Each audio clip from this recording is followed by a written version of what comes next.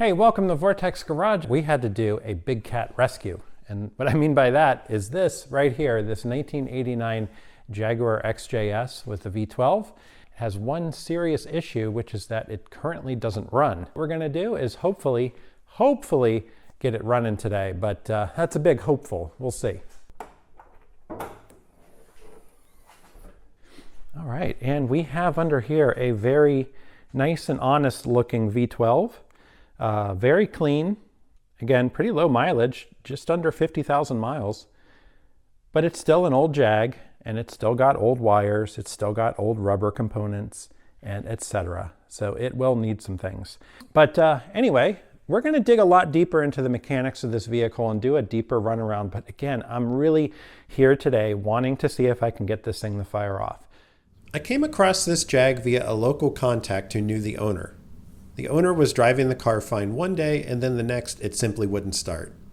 He couldn't find any shops willing to look at it, and well, my original plan was to see about helping to repair it. But as I talked, I learned the owner wanted to sell the vehicle, so we ended up making a deal. Now, buying a non-running car, a V12 Jag no less, is a slight gamble. The owner had tried to fix things by tossing a new fuel pump and a fresh battery in, but hadn't been able to solve it. Now, it cranked just fine, and when he did so, I could tell it was at least getting some fuel, so I kind of suspected most likely we were facing an ignition issue. And that leads us to the video today. So, one thing I do know about Jags is this little unit right here, our Lucas AB14 ignition amplifier, and that is what we're going to rebuild today. We're going to pull this off, make sure we get all the wires disconnected, and we know the secret of what's hiding in there. Look above and you can go watch the secret as well, or hang tight, you'll see it in a second. I know what you're thinking, which is, hey, come on, you always talk about diagnosing things. Don't you want to diagnose this vehicle and figure out what's wrong instead of just throwing parts cannon stuff at it? And here's my answer to that. I do know that this car doesn't have spark. The second thing is, I know these are a common failure point, and I know that with the age of this, I want to rebuild it regardless of anything else. So I'm not throwing money at this. I'm rebuilding a part that's going to get rebuilt even if this car drove into the shop. So what I'm going to do next, I'll go ahead and remove our ignition module off the car. We'll bring it over here to the bench, rebuild it, reinstall it, and see if the car works.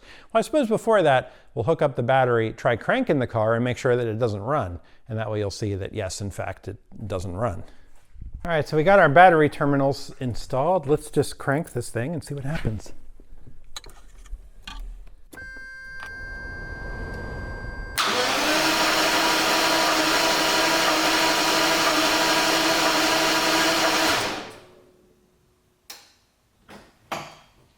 So, nothing.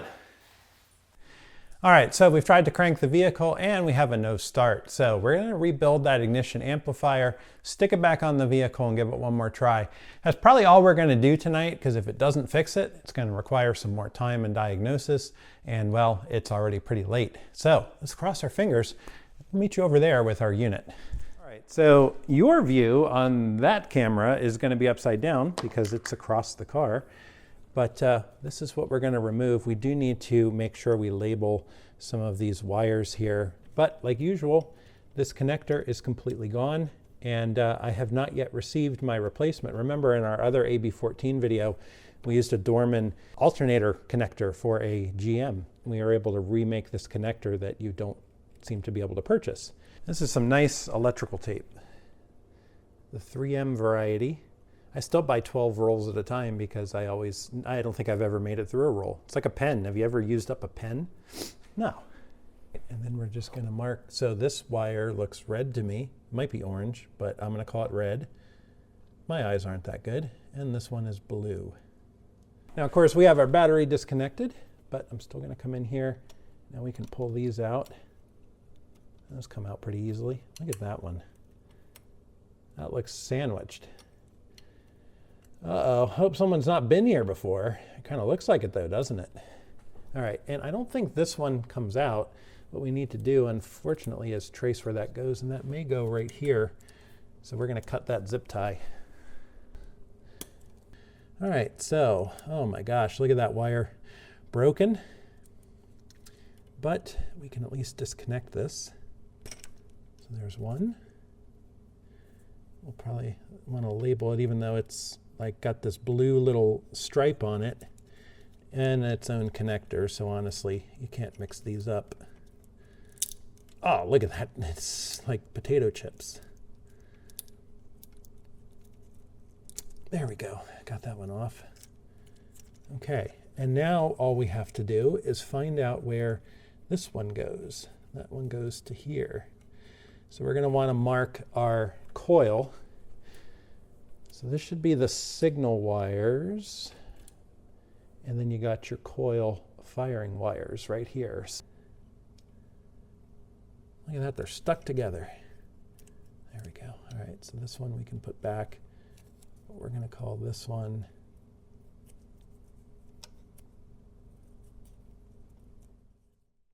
At this point, label up your wires as much as you need and carefully pull them from their routing. Then it's just a quick 2 bolts to release the unit. Let's try to extract this unit very carefully. Kind of watch where it goes. There we go. Look at that. Over to the bench we go.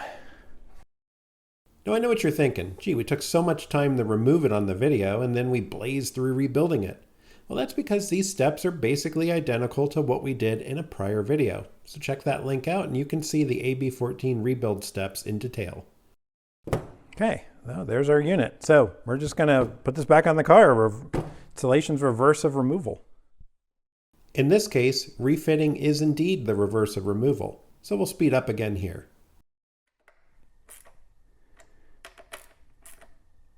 All right.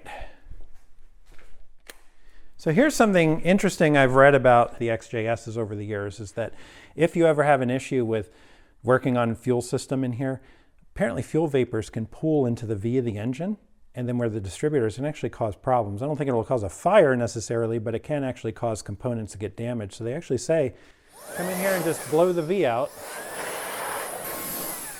Just like that.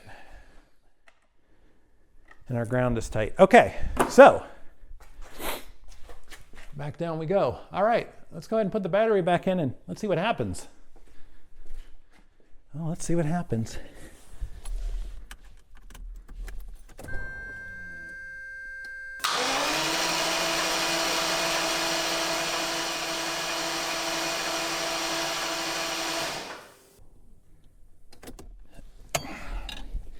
That's a bummer. So unfortunately, I was really hoping that would do it, but at the same time, I wasn't exactly certain that it would. But as you can tell, we don't have anything. Yeah, unfortunately, just simply rebuilding that AB14 didn't do it. But like I said, we were going to do it anyway, so it's not lost parts canon. But it does tell me we probably have more to think about here. And let me see if I can find my spark tester. All right, let's see if we can get access to one of these. Spark plugs should be in here somewhere. While I was 99.99% sure we didn't have spark, I actually hadn't hooked up a tester, which now would be handy for troubleshooting. Why did I wait? Well, it's actually a bit of a pain to find a lead that was easy to access to mount an inline tester. Access to even some basic things in this motor can indeed be a challenge. All right, not ideal. And I don't know if I'll be able to see it, but let's try. All right, do me a favor and watch that. I'll try to do the same.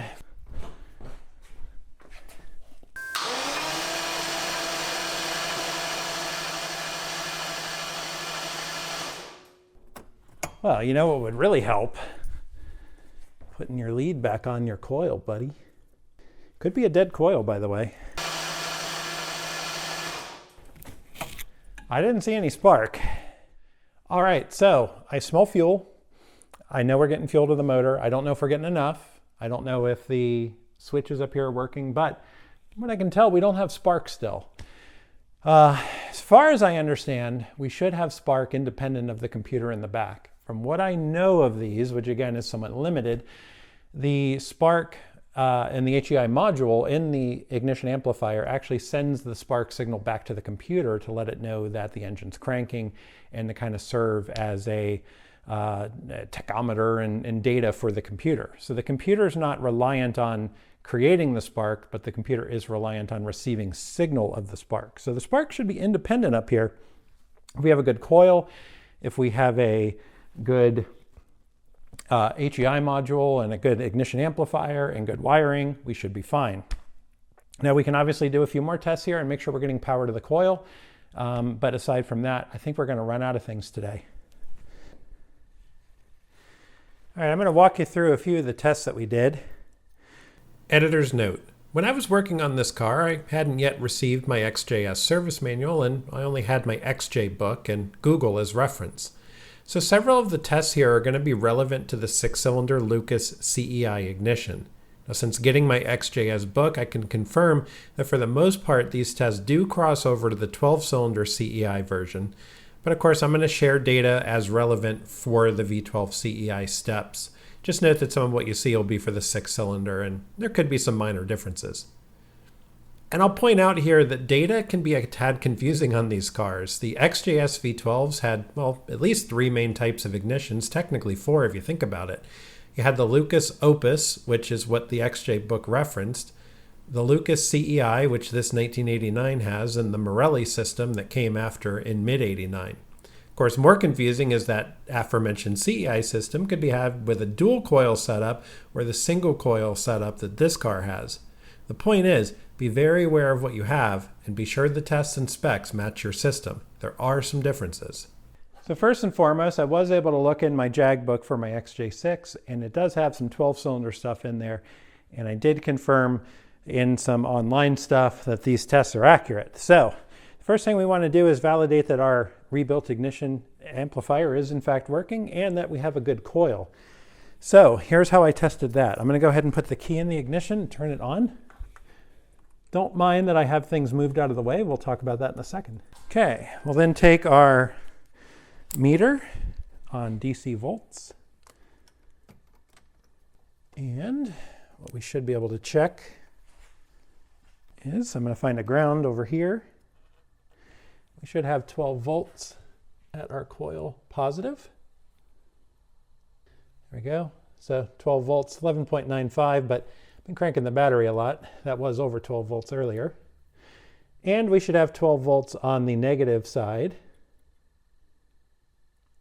We have the same reading, 11.95. Now we're going to remove the negative that comes from our ignition amplifier, and our reading should stay the same.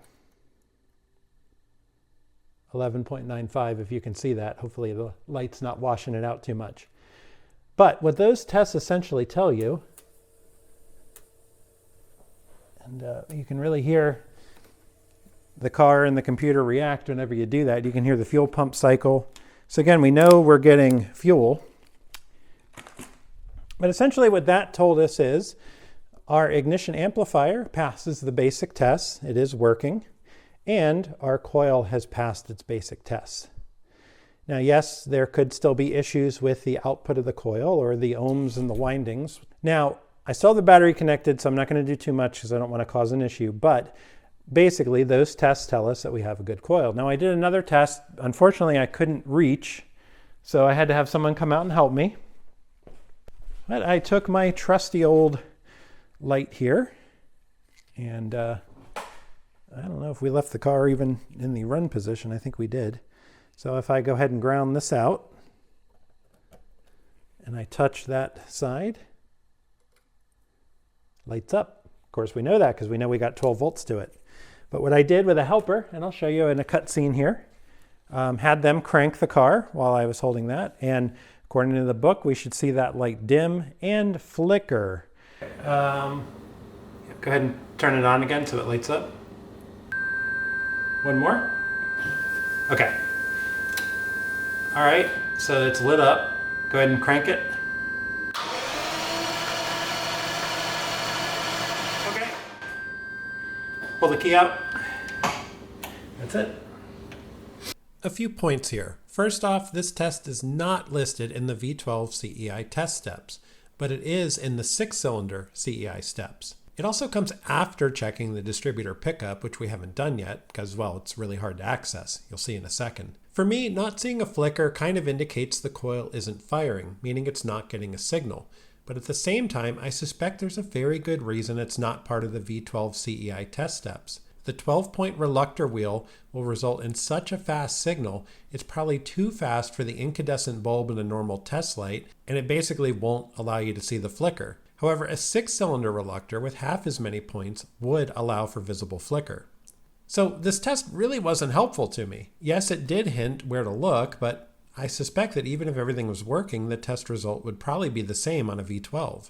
So I kept this in and did the voiceover, as hopefully it's helpful learning data for anyone watching. As far as I can tell, the coil is working based on the specifications of the book. So the final thing that I could do, according to the book, was test the distributor pickup. And unfortunately, I was having trouble locating the wires for it until I removed our cruise control module here, set it aside, and I was able to go ahead and find these leads. Now again, let me go disconnect the battery. I think I'm done with my 12 volt before I tug on anything. All right, so taking a look at our engine here, we got our cruise control module out of the way. 3 bolts, by the way, 7/16. I have 2 of them there and 1 in another place because I'm organized. Look down there, that little blue and something connector. Pull that apart and you got 2 leads, and those leads go into the distributor. Those should be for the pickup plate. And what I did there, and I'll cut to some video, you basically ohm test those lines, and you should have, I think it's 2.2K to 4.8K ohms on that. Honestly, I was having trouble getting any reading, and by tugging the wires, I was able to finally get a reading of about 5.5 milliohms. And it jumped around a little bit, and occasionally, if I pulled it the right way, it seemed like it almost went in the range. So I suspect that we've got some faulty wiring on the pickup plate. I haven't yet pulled the distributor cap off, and I'm not sure that we will. I've loosened it, but it doesn't want to come off, so I'm going to have to, I don't want to break it. I'm going to have to figure out how to pull that off. It's probably just stuck on from 34 years. But at any rate, so if we need to get a distributor pickup, unfortunately, those are a little pricey, but about 150 to 200 bucks. I don't think there's a cheap GM solution like for our AB14. We'll go ahead and get one of those and get this thing running. Basically, I think that after we ran through all the troubleshooting, based on that ohm reading, I think that's the issue with this car. So we're going to have to wait for some parts. Going to have to leave the car as is, but I'm going to go ahead and pull that apart, get it fixed up, and then we'll see if we can make this thing run.